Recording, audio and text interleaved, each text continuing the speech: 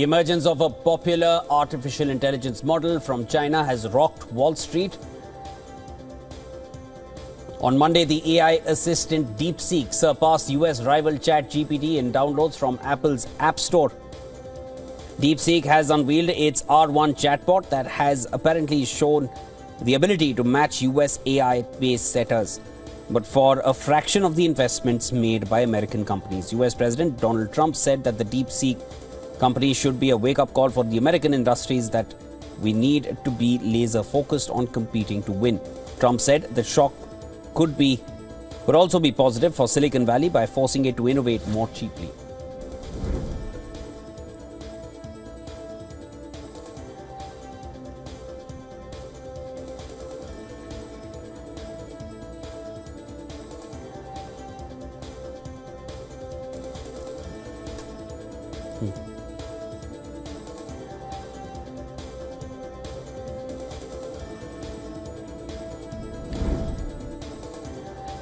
Lebanon's health ministry says Israeli fire has killed 2 people and injured 17 others in the south. This is the second day of violence as residents tried again to return to border villages. Experts say the bloodshed was unlikely to restart the war between Israel and Iran-backed Hezbollah. The violence came hours after the extension of a Sunday deadline for Israeli forces to withdraw from South Lebanon under a November ceasefire deal.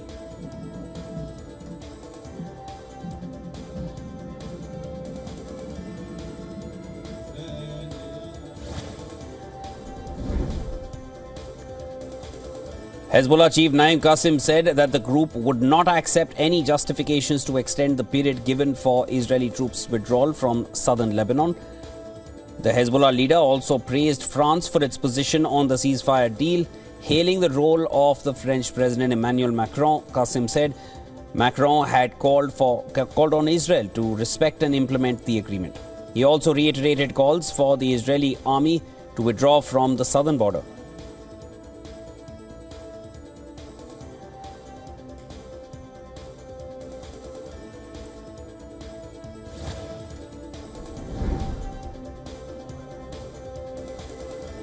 Israel has arrested 2 of its own citizens on the charges of spying for Iran. Among the accused, one Israeli is charged with handling the country's classified information obtained during his military service. This marks the latest action in a series of detentions in Israel of people charged with espionage on its arch-rival Iran's behalf since the summer.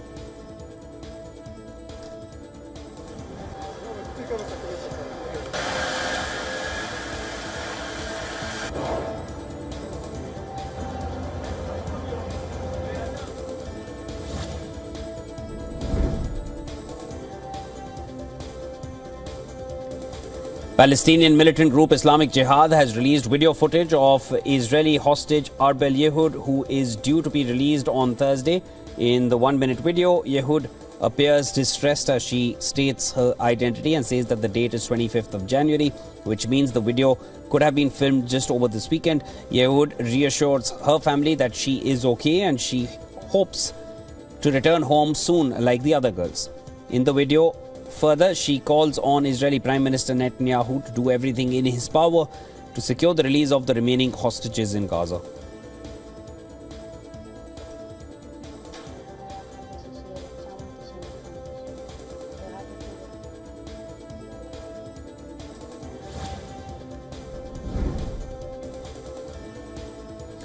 US Secretary of State Marco Rubio held a call with Jordan's King Abdullah II. The State Department said the Secretary and King Abdullah discussed implementation of the ceasefire agreement in Gaza, the release of hostages, and creating a pathway for security and stability. The call came 2 days after a suggestion by President Trump that Jordan and Egypt should take more Palestinians from Gaza.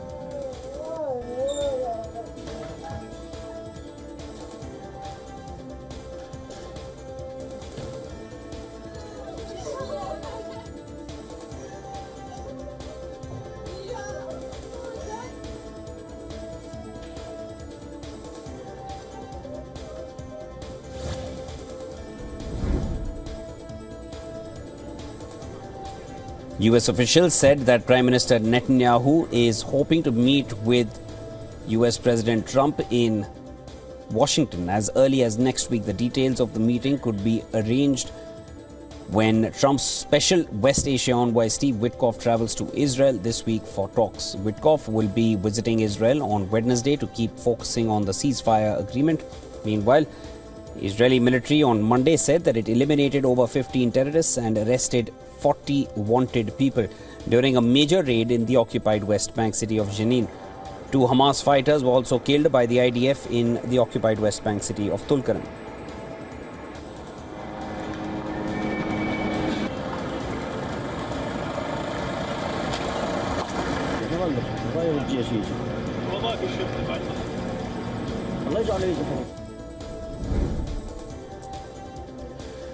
Ukrainian President Zelensky met French President Macron at Auschwitz. The two leaders held talks on increasing aid to Ukraine while paying tributes to those who died in the Holocaust at the Nazi concentration camp. Further, Zelensky said that he and Macron paid special attention to security cooperation and security guarantees for Ukraine and the rest of Europe. Zelensky added that Ukraine is counting on France's support in the negotiation process for the country's accession to the European Union.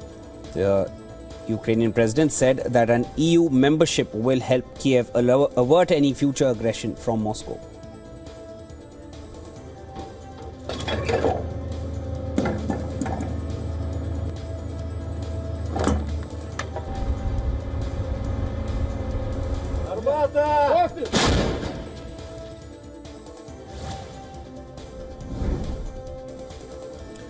Thousands of students launched protests in Belgrade after 15 people were killed following a roof collapse at a train station back in November last year. The demonstrations come after students called for a strike that saw the closure of small businesses and schools across Serbia. Protesters have been mounting pressure on the Serbian government, with President Alexander Vučić calling officials to release all documents related to the fatal roof collapse. The government has released some documents, but experts claim they are incomplete.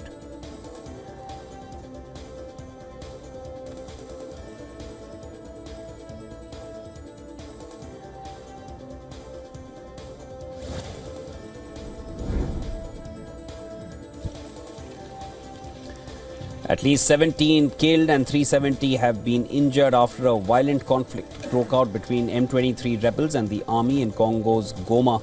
This comes as videos on social media showed thousands of inmates escaping from Goma's main prison amidst the rebel insurgency in the eastern region of Democratic Republic of Congo, DRC. In the midst of the rebel offensive, the African Union's Peace and Security Council is set to hold an emergency session on Tuesday ahead of the crisis meeting. Kenya's President Ruto has said that diplomacy and dialogue is the only solution for the ongoing crisis.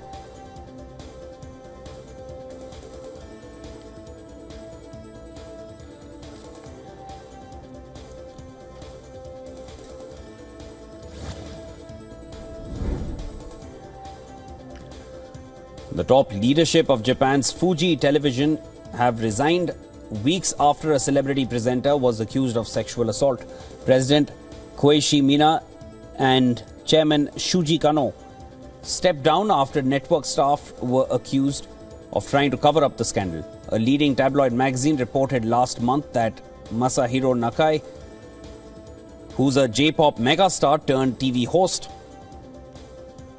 had performed a sexual act without a woman's consent in 2023. The 52-year-old Nakai reportedly later paid the woman nearly $570,000 and the pair signed a non-disclosure agreement.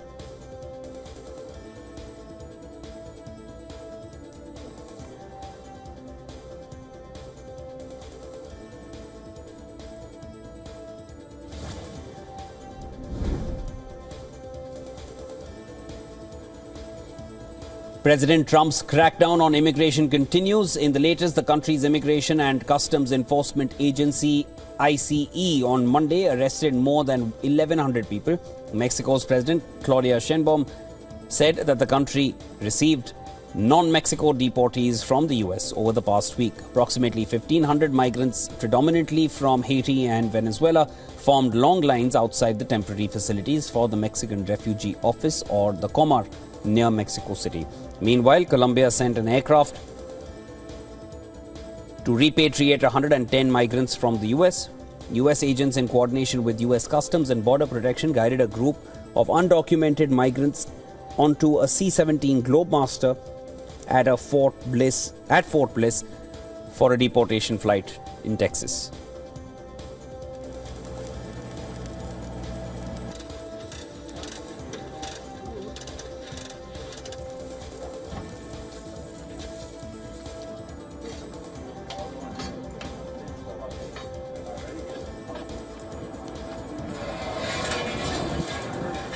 You hold that side.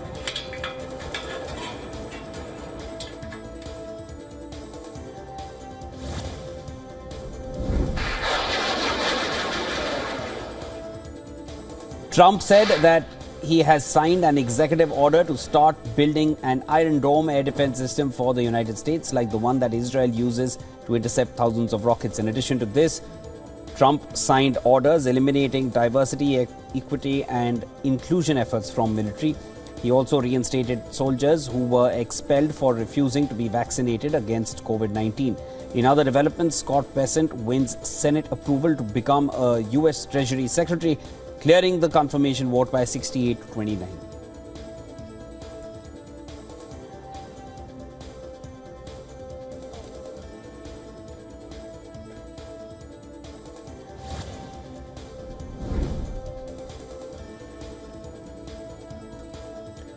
Tech billionaire Elon Musk has rejected the claims of his $1 million a day giveaway during US elections was an illegal lottery. During a hearing, the Tesla CEO asked a federal judge to dismiss a proposed class action by voters, claiming that Musk had defrauded them by signing a petition to support US Constitution. Petitioners said that Musk and his Political Action Committee (PAC) falsely induced voters to sign the petition. However, Musk claimed that voters would be reviewed for a chance to earn $1 million by becoming America PAC spokesperson.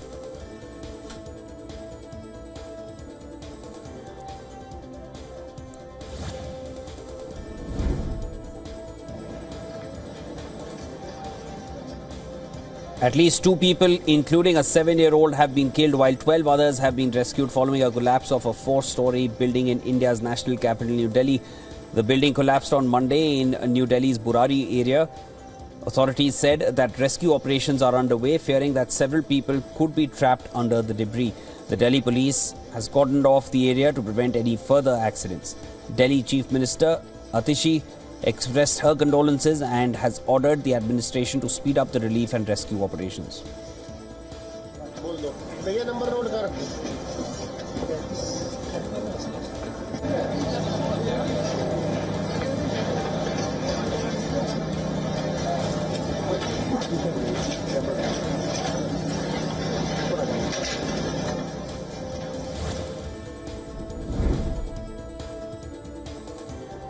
Former Delhi Chief Minister and Aam Aadmi Party's national convener Arvind Kejriwal has alleged that the BJP-led government in neighbouring state of Haryana is poisoning the river Yamuna by deliberately allowing industrial effluents.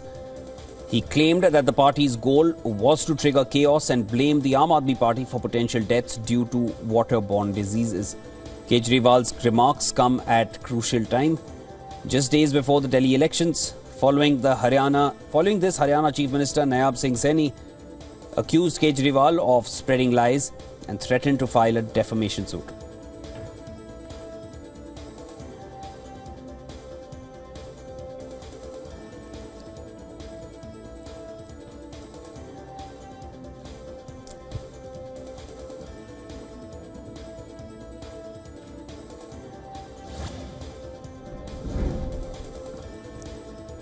Heavy rainfall caused by Storm Hermine has flooded homes and streets in western France. Several neighborhoods in the region of Brittany were under a deluge as residents worked to protect their homes and salvage their belongings. Authorities launched a rescue operation that saw the evacuation of residents.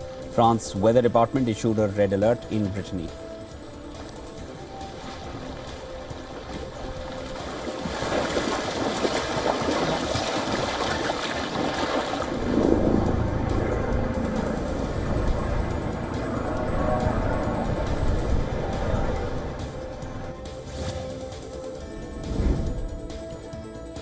UK telecom giant TalkTalk is the latest company to come under a cyber attack. TalkTalk confirmed that it is investigating a data breach after a hacker claimed to have stolen the personal information of millions of customers. A hacker who goes by the name Bond claims to have stolen the personal data of more than 18.8 million current and former TalkTalk subscribers. This includes customers' personal data, including names, email addresses, IP addresses, phone numbers, and subscriber pins. The company, however, claims the 18.8 million figure is inaccurate and very significantly overstated. As per reports, the hacker managed to hack TalkTalk's third-party supplier's server responsible for subscription management.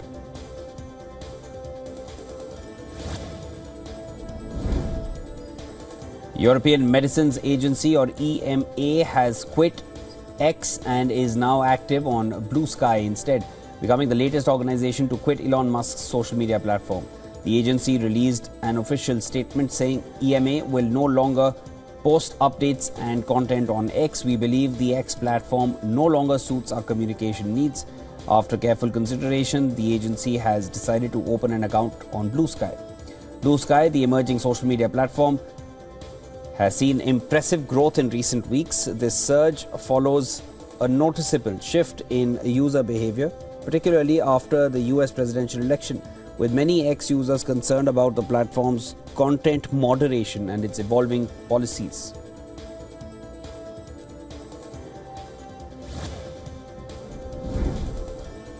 Singapore is all set to introduce self-driving buses starting mid-2026. The Land Transport Authority has announced plans to launch a pilot program for autonomous public buses. In the first phase, these driverless buses will operate on select routes alongside existing manned bus services for the initial 3 years. During the first phase, the buses will operate with a driver on board as safety operators. The Singapore government has launched a proposal for bids on piloting the autonomous public bus fleet. The request for bids is expected to close in the second quarter of 2025, with the project being awarded by the end of the year.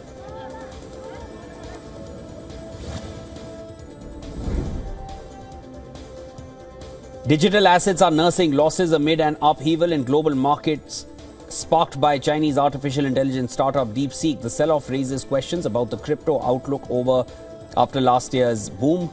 Tokens such as Ether and Solana shouldered bigger hits in the slipstream of a plunge in the Nasdaq 100 index of US tech stocks. The sudden success of DeepSeek's open source platform signals growing AI competition from China, exacerbating worries over the sector's rich valuations in the US. The risk for crypto is that equity market angst erodes wider speculative appetite.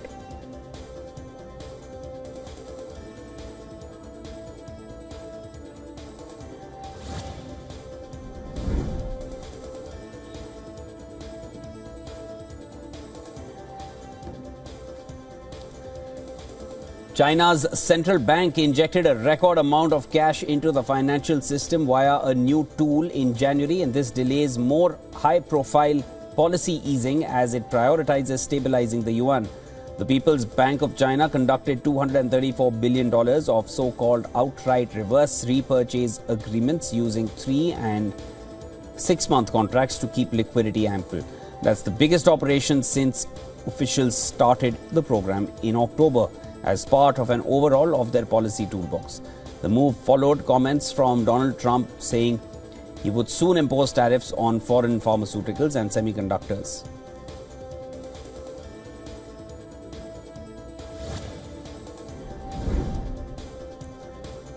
Shares of Nvidia plunged on Monday amid the market's fears over a new artificial intelligence tool from a startup in China. Nvidia, led by CEO Jensen Huang, stands to have billions wiped off its value if those losses hold until the end of the day. It closed Friday as the world's most valuable company, worth almost $3.5 trillion. And this comes after Nvidia's stock gained almost 130% over the prior 12 months.